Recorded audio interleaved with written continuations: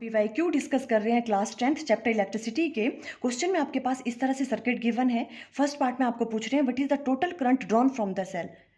Total current find out करने के लिए हमें यहाँ पे इक्विवेलेंट रेजिस्टेंस फाइंड आउट करनी पड़ेगी। देखो ये दोनों आपस में सीरीज में है और ये दोनों आपस में सीरीज में है। ये सॉल्व करके आ जाएगा यहाँ पे 200 ओम्स और इन दोनों को सॉल्व करके आ जाएगा 300 ओम्स। अब ये दोनों आपस में पैरेलल कॉम्बिनेशन में है। अब पैरेलल कॉम्बिनेशन में आर इक्विवेलेंट किस तरह से फाइंड आउट करते हैं, 1 divided by R equivalent equal to 1/200 plus 1/300। ये सॉल्व करके आ जाएगा 1 डिवाइडेड बाय 120 और यहाँ से आर इक्विवेलेंट की वैल्यू आ जाएगी 120 ओम्स। अब हमें टोटल करंट की वैल्यू कैलकुलेट करनी है और वो किस तरह से करेंगे, I equal to V divided by R equivalent. V की वैल्यू 10 वोल्ट गिवन है और आर इक्विवेलेंट की वैल्यू 120। ये सॉल्व करके आ जाएगा 1 divided bye 12 ampere. Means total current कितना फ्लो कर रहा है यहाँ से, 1 डिवाइडेड बाय 12 एम्पियर। अब ये सेकंड पार्ट में पूछ रहे हैं how much current flows through R1। आपको R1 में से बताना है कितना करंट फ्लो करना है।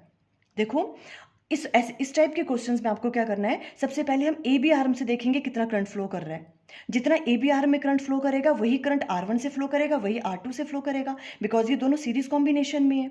उसी तरह से अगर आपको R4 से करंट फाइंड आउट करना है तो आप क्या करोगे, CD में से देखोगे कितना करंट फ्लो कर रहा है। ये दोनों भी सीरीज कॉम्बिनेशन में R3 एंड R4। जितना CD से करंट फ्लो करेगा उतना ही करंट R3 से फ्लो करेगा, उतना ही R4 से फ्लो करेगा। तो देखो सबसे पहले हमें फाइंड आउट करना है AB से कितना करंट फ्लो कर रहा है।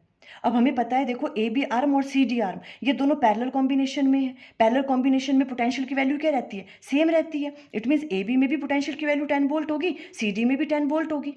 अब हमें ए बी से देखना है कितना करंट फ्लो कर रहा है और करंट निकालने का फॉर्मूला क्या होता है, V divided by R equivalent. V की वैल्यू कितनी है 10 और आर इक्विवेलेंट क्या आ जाएगा ए बी के केस में 100 प्लस 100, बिकॉज ये सीरीज कॉम्बिनेशन में है।